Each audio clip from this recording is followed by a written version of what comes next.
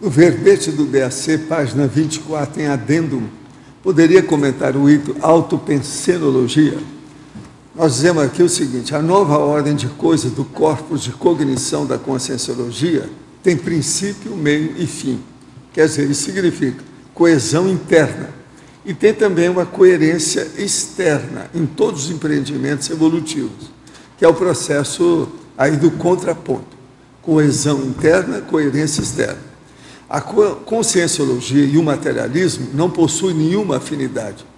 Somente o autoparapsiquismo faz a consciência bem resolvida.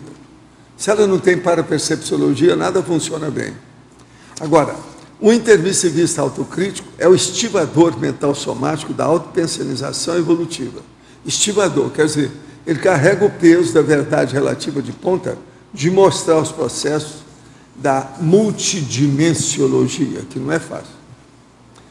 Professor, a partir de qual idade é indicado falar sobre as drogas com os filhos? Como educar para ficar longe delas? Olha, isso aí deve começar desde cedo e mostrar. Quando você vê uma pessoa alterada, falar para o menino: olha aí a droga, o que fez? Mostra o cara que está passando, tudo alterado, e mostra para ele como é que é. Por exemplo, aos 7 anos já é bom estar explicando essas coisas todas para a criança.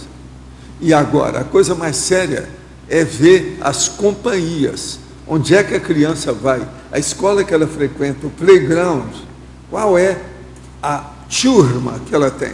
Isso aí é que é o mais importante. Tem que olhar mais seriamente a isso.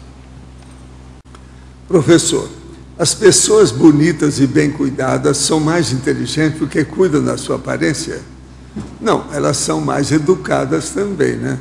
Outra coisa, geralmente elas são mais sadias. Que tipo de inteligência é esta? Essa é a inteligência da força presencial. Como é que a pessoa vai cuidar da força presencial se ela não cuidar da aparência? Tem que cuidar. Se a pessoa aparecer fedorenta aí, tudo aos farrapos, cheia de lodo ou bolor, como é que fica? Aqui, de vez em quando, a gente tem que falar com certas pessoas que têm algum processo psicológico para elas tomar banho. Isso acontece, toda instituição tem isso quando tem muita gente. Agora, como isso influi no discernimento e qual seria o binômio beleza física e discernimento? O problema todo é o seguinte: nós temos que entender o seguinte. Por exemplo, a plástica, ela pode ser uma plástica apenas estética e pode ser uma plástica reparadora. A reparadora é para melhorar a função da pessoa no exercício do trabalho dela. Isso aí é muito sério. Agora, a estética é para a pessoa se sentir melhor e ela também se apresentar melhor dentro da sociedade, do seu círculo de relações. Então, o binômio da beleza física, discernimento, entra aí. Agora, nós temos que lembrar o seguinte, que o problema da beleza física, principalmente no que diz respeito ao ginossoma, ele é crítico. Por quê? É muita tragédia que tem devido a isso. É muita gente, muita mulher que vem, aquela que fecha o comércio e que chega e a estética dela rouba a cena onde ela aparece, aquilo cria problema em cima dela. Por quê? O corpo começa a polarizar todos os interesses dela. Isso pode haver um transviamento, um desvio, ela vai para o acostamento para o processo da consecução, a realização da sua programação existencial. Então, esse processo de beleza física, às vezes é uma faca de 2 gumes, e às vezes também pode ser uma privação, uma expiação, uma provação. Depende da pessoa. Agora, depende de onde ela trabalha, o que ela faz, qual é o objetivo da vida dela, aquele momento evolutivo que ela tem. Agora, a gente tem que lembrar o seguinte: toda beleza física é transitória, ela dura pouco, é a questão de tempo. Tudo se altera com o tempo. Agora, o problema mais sério é de dentro para fora, é o processo do micro-universo consciencial da pessoa que tem borogodó, ela tem charme, ela tem glamour, naturalmente, pela própria energia dela. Então, é muita gente que nós temos aqui assim. Essa pessoa, ela tem que ver a limitação do glamour, a limitação da força da influência, da estética e da força presencial dela. Ela tem que ver isso para dosar, para ela viver bem com os outros. Senão, aquilo cria mais problema do que ajuda. Professor Valdo, ainda sobre essa questão da autenticidade, da autocrítica, você poderia detalhar mais a questão da relação disso com o fato da pessoa estar mais conectada com a paraprocedência dela, com o curso intermissivo? A gente pode dizer que a pessoa que ela é mais autêntica, ela está mais conectada com a essência dela? Ela tem desenvolvimento de parapsiquismo, o que acontece? Ela fica muito mais corpo fechado, blindada, a segurança aumenta, a autoconfiança aumenta, você está entendendo? Então isso sai de baixo, ela fica blindada. Aí ela começa a se interessar para blindar a alcova, onde ela dorme, a casa, o escritório que ela trabalha, o local que ela frequenta, o consultório ou escritório que ela trabalha diariamente. Ela quer blindar aquilo para ficar igual que ela é. Então a pessoa começa a dar muito mais valor para os detalhes da segurança. Entende? Aí é importante. Aí ela começa a ter lanterna junto das chaves, coisas assim. Entende? Dá para a gente dizer que essa pessoa está mais conectada com a essência dela, com a consciencialidade dela? É lógico. A hora que ela tem, ainda tem amparador junto, e ela está sabendo disso, e ela determina, ela diagnostica, ela se inteira da realidade desses amparadores, ela está muito mais consciente do processo, do destino dela. É essa pessoa que começa a mandar no destino.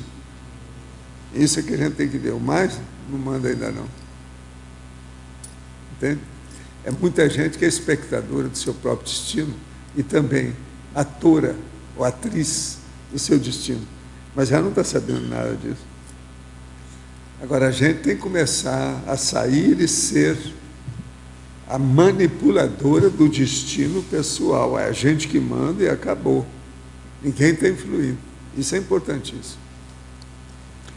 Por isso que o processo da resistência, a resiliência, a autoconsciencialidade, a autocrítica, só isso é que a gente consegue, através disso que a gente consegue uma autossuficiência. Senão, a pessoa está sempre mandada pela circunstância. Isso não é bom. Agora, outra coisa também, Rafael, que existe, quando a pessoa começa a ver a blindagem da vida dela, ela vê duas coisas com muita seriedade. A primeira, o que é prioritário.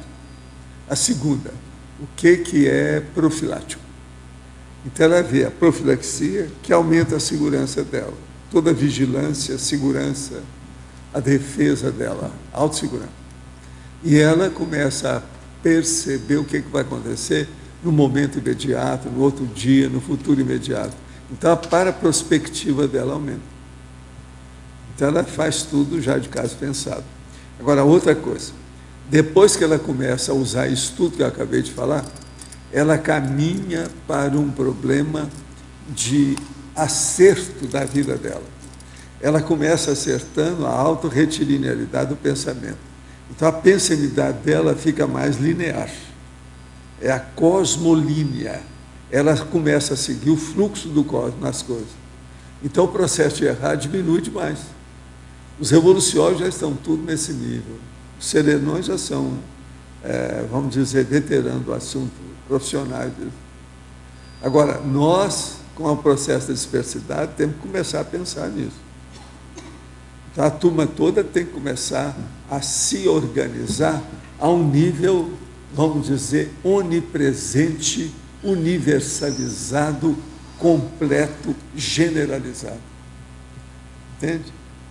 A minha vida, eu tenho a maioria das coisas, tudo organizado nos detalhes. Não dá para comparar com a maioria das pessoas que me conhecem. Eu tenho mais do que elas. Eu sou consciente disso. O povo vai lá em casa para ver a minha organização, para ver como é que é. Agora, o melhor é a hora que for para ver o banheiro. O que é que tem o seu banheiro diferente dos outros? E acharam.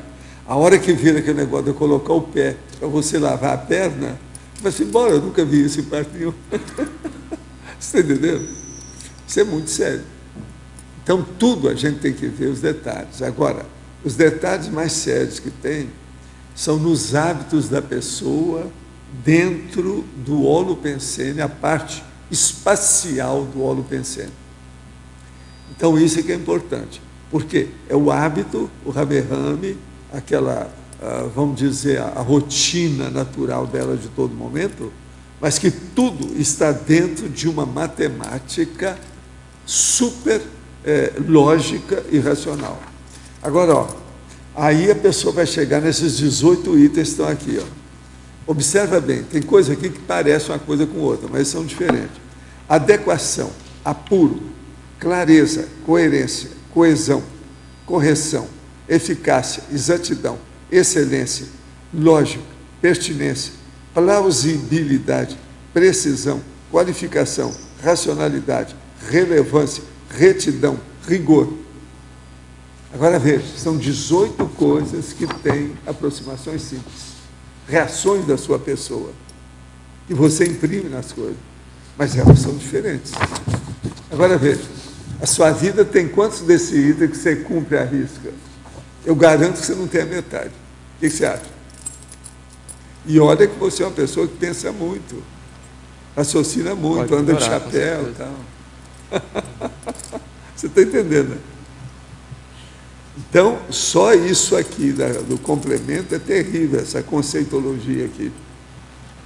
Esses 18 conceitos fundamentais da melhoria dos autoesforços. No caso, quando você prioriza, então, você põe a prioridade, você colocou a prioridade como primeiro tópico, né? Como primeiro item. Todo o resto, então, ele se estrutura em torno dessa prioridade. Agora, ó, a pessoa tem que começar a ver aquilo que eu falo, uma coisa muito simples, boboca, aparentemente superficial. Quantos procedimentos você tem para ir e voltar ao banheiro a hora que você acorda? Essa é muito chata, né? Eu falo de propósito, ninguém nunca escreveu sobre isso. Só eu que falo essas coisas. Mas veja, isso é terrível. Ou se não, escrever outra, aquela que eu falo. Você já está na terceira idade? Você faz a técnica do abaixar e suspender, quer dizer, do agachamento. E a hora que você faz? Faz muito barulho as suas articulações? Se faz, você está fora de forma. Então, liquida com a pessoa. Então, não adianta nada estar falando muito que faz exercício, faz isso. Se a pessoa agachou, começou a fazer barulho, está danado. Se aquilo fosse toda vez que ela agacha, faz barulho. E eu não estou falando que não é barulho de flato, nem de eructação, não. É barulho de articulação. O negócio é muito mais sério. Entendeu? É osso.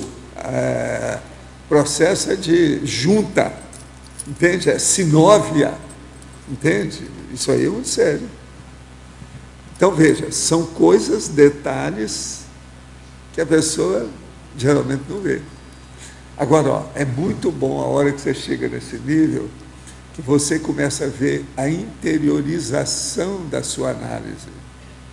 Você já analisa a sua pessoa com outros olhos. Nem as pessoas de fora não lembram disso ou não vê isso. E você vê. Então, essa, por exemplo, de a pessoa levantar e saber quantos procedimentos, comportamentos, processamentos você desenvolve para levantar da cama, ir até o banheiro e voltar de novo para a cama. Na hora que você acorda. Isso aí é seríssimo. A maioria nunca pensou nisso, nunca fez nada. Agora, é uma técnica. Agora, ó, eu levo isso em consideração, ó. Eu tinha a sua idade, ou menos do que isso, já pensava desse jeito. Agora, tudo por quê? Por causa dos amparadores. Eles é que lançam essas ideias que aparentemente não têm valor nenhum. Quando você vai ver, aquilo esclarece assim, ó, devido à cosmovisão. Uma pessoa que tem só monovisão, ela não vê essas coisas. Tem que ter uma cosmovisão. Ela tem que ver os detalhes que estão escondidos dentro das nuances, dos detalhezinhos, sabe, das fímbrias da realidade. Agora, tem gente que vê a gente desse jeito e vai falar igual aqueles do interior, né? Não, ele é sistemático, esse cara é doido, ele é excessivo, mas não é. O povo não entende. Isso que você fala de os hábitos, até quando você acorda de manhã, isso ajuda na retilinearidade. É por isso que ajuda a ver como é que você age e não vê. Você vai começar a ver, por exemplo, todas as ações que você faz automáticas. Você não pensa nisso. E às vezes são ações erradas. Você está entendendo? Você levanta, por exemplo, às vezes o seu chinelo está lá. Você tem que andar a pé até pegar o chinelo, porque ele não está junto à sua cama. Entendi. Você chegou, tirou o sapato com o pé e deitou. E o chinelo ficou longe. Você está entendendo? São coisas, são hábitos. Agora, o que se passa? Esses hábitos são seríssimos, esses que são junto da sua pessoa. Por quê? São esses que suavizam a sua vida. A pessoa pensa que suavizar a vida é ter a vida de qualquer maneira. Não é. É a vida organizada que é mais suave. Entende? Então a pessoa, por exemplo, a nossa amiga Neuza, ela vai lá em casa, vai arrumar as coisas. Ela vê a minha realidade. Do meu lado, tem coisa do escritório que ela às vezes passa dias e dias não chega de lá. E está tudo arrumado. Agora, tem que começar com essas pequenas técnicas para a pessoa chegar naquela tecnona, a técnica grande. Qual que é a técnica grande? É aquela que você desarruma arrumando, sem ter toque. A pessoa não é doida, ela não sofre com isso. Eu não sofro com nada disso, ó. Eu não tenho nada disso. Não há ansiosismo nessa história comigo, nada. E outra coisa, com o passar do tempo, você domina muitas coisas, né? Eu sou capaz de deitar aí e arranjar o sono na hora, fico em decúbito dorsal e durmo aí 15 minutos. Eu recupero se eu estiver cansado. Agora, isso não é de um dia para outro, nem de um ano para outro. Precisa de alguns anos para a pessoa chegar nisso tudo. Agora, o que eu vejo é o seguinte: sejam organizados até as últimas consequências. Esse é que é o caminho. Quanto mais, melhor para você e melhor para todo mundo que vive com você. E as coisas são tudo certinhas. Outra coisa, eu não gosto de nada imprevisto. Quem gosta de imprevisto é boboca, que não tem ainda organização na vida dele. Então, por exemplo, tudo meu, eu já sei o que vai acontecer. Vocês que vivem comigo, vocês já sabem tudo o que acontece comigo. Então, não há nada impredictable, quer dizer, imprevisível. A pessoa já sabe. Isso é o ideal. Você quer uma coisa imprevisível, isso é aventura, é besteira, você vai quebrar a cara, vai ter acidente, vai ter problema. Não é por aí. A gente tem que saber onde a gente pisa, onde a gente respira, onde a gente vai, onde você entra. Isso é seríssimo.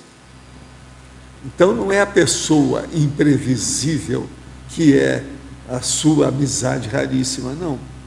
Você deve procurar aquela amizade raríssima que é previsível, que você pode confiar nela, sobre qualquer coisa, em qualquer lugar, a qualquer hora. Você sabe qual é a reação dela sempre. Ela é uma máquina engraxada, oleada. Você entendeu como é que é? Então, pensa. Agora, o problema nosso é criar uma equipe só de pessoas organizadas.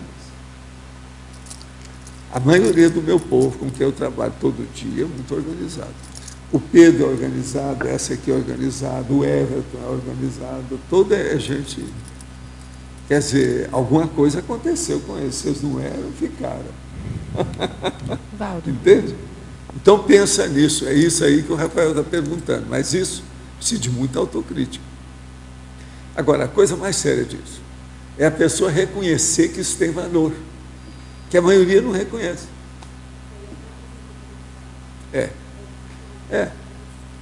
A autocorrupção não deixa, né? Porque a pessoa é folgada, ela é boba. E outra coisa, a vida não é boa assim. A vida com desleixo, de qualquer maneira, não é boa. O melhor é uma vida organizada, que você sabe o que você vai fazer. E outra coisa, você está sempre obtendo os seus fins, chegando aos seus fins, alcançando, conseguindo alcançar seus objetivos. Isso é seríssimo. Que a maioria não é assim. Se uma pessoa fica desleixada, ela entra no caos. Aquilo é uma anarquia. A vida dela não funciona, nada ela produz. Não produz nada. Você entende? Valdo, qual que é o problema da pessoa que é organizada, que tem uma rotina saudável, que mais ou menos está fazendo as coisas que se propôs a fazer, mas que fica entediada com muita facilidade? Olha, quase sempre aí tem uma autocorrupção que leva para um autoassédio, que quase sempre depois aparecem os heteroassédios. Então a causa seria o assédio ou a consequência é o assédio, ou os dois? Não, a maioria tem autoassédio na história. Como que faz para superar? Eu acho que o autoassédio só termina mesmo quando tem autodisciplina. Sem isso não tem jeito. Sabe por quê? A vida é composta de pequenas coisinhas. E o povo não dá valor para o detalhe. Agora, o que é o Brasil, por exemplo? O que é que tem no Brasil que tem tanta coisa errada atualmente? No governo, nas autoridades, no processo das leis. Porque ninguém quer seguir a regra. Todo mundo quer tirar vantagem de tudo, que é a lei do exercício, com boa vida, sem esforço, o mínimo esforço possível. Esse negócio de esforço é bobagem. Se você se organiza, o esforço diminui. Entendeu o que quer dizer? Agora, se você é desorganizado, seu esforço é muito maior. Então, como é que fica? Tem um mater pensene do povo brasileiro que tu já observou? Tem. O mater pensene da falta de regra, né? É o povo desregrado. O Brasil é isso. Aquele negócio da boate. Isso aí é mais uma. Vai acontecer mais. Isso aí é inevitável. O Brasil precisa de educação. Dá jeitinho, né? O jeitinho. Pois é, o jeitinho é isso. Que já é conhecido internacionalmente. Agora, o jeitinho é tipicamente primário. Por exemplo, o jeitão americano é muito mais elaborado. Tem muito mais resultado. Mas está errado também, enorme. Né? Por isso que eu falo, aqui se rouba milhares, lá se rouba bilhões. Quando você pensa numa nação com um mater pensene muito positivo, qual que você pensaria? Que tem?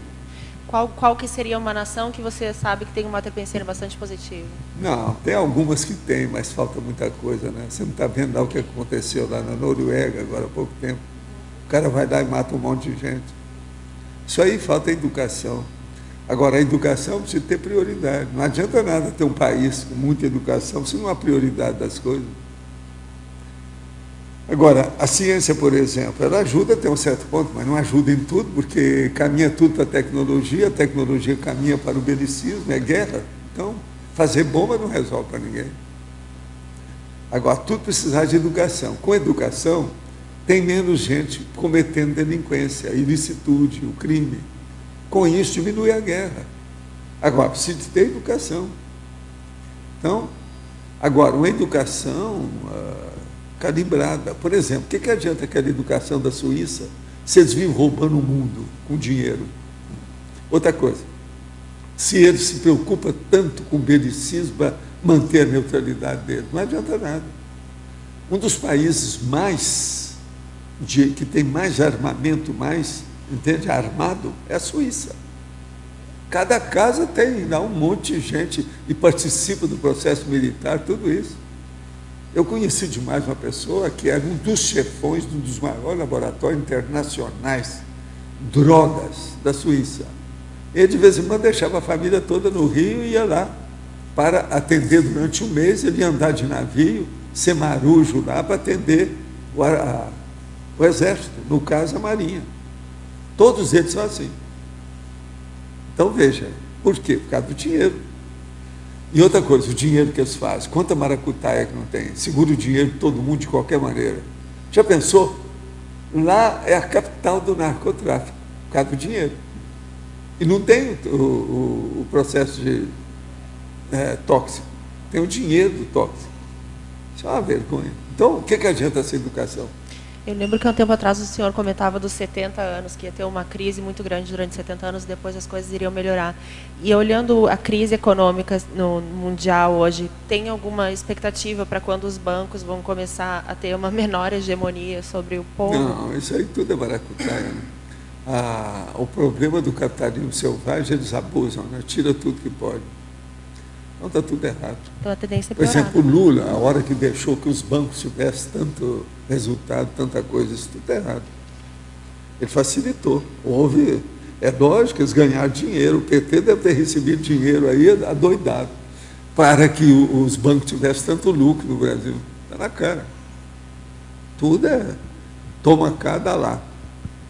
O Estado Mundial vai ajudar isso com os bancos não? Vai, mas isso é quando for possível. O Estado Mundial ainda é um sonho, né? Distante. Isso ainda demora. Agora, a gente tem que começar a falar nisso, para expor, pelo menos, que tem essa saída, tem essa solução. O povo tem que começar a pensar para poder criar uma massa crítica que crie um holopenseiro adequado para entender o que é Estado Mundial. Tem Consex ajudando com isso, Valdo Serenão, de repente, com o processo da crise econômica? Não, tem, né? Sempre tem gente, mas é que não adianta, né? Eles não podem fazer estupro evolutivo. Chegar e segurar o cara, ô boboca, para aí, não faça isso. Não pode. Então predomina o assédio ainda na política. O assédio é que manda. Por isso que está havendo agora tanta transmigração. O povo está indo embora. Isso é uma coisa que eu queria te perguntar ontem. Qual que é o perfil das consciências que estão sendo transmigradas? São aquelas que têm... Não, o genocida, o criminoso, o recalcitrante, aquele que não quer saber de mudança. Estão fazendo influência negativa, grupo e aquela pessoa que é um bicho. Por exemplo, aquele Muammar Gaddafi, que morreu há pouco tempo. Esse tem todas as características. Aquele que era o ditador lá da Líbia. Aquele tem todas as características. Ele tratava a mulher pior do que cachorro. A vida dele toda. Quer dizer, o cara é um bicho, um animal. Então ele tem que ir ficar com os animais, que são os mamutes, o dinossauro, que é isso que nós chamamos, que é o Cro-Magnon. É a época. Então os afins se atraem. Ele não tem ambiente para ficar no lugar aqui, que o povo já está pensando. Nós já estamos falando em serenões, cosmoética. Olha lá o que a gente está falando. Autotransafetividade. Como é que uma pessoa deve estar tão longe disso? Ele não pode ficar aqui mesmo. O ambiente é esse. A escola mudou. Aqui ficou uma escola superior e ele ainda está na escola primária. Eu tenho que ir para a escola primária. É isso que é a realidade da transmigraciologia atualmente na Terra. Então, os transmigrados são pessoas que estão fazendo uma influência negativa grupo e policármica. Aquela pessoa que é negativa... Os afins se atraem.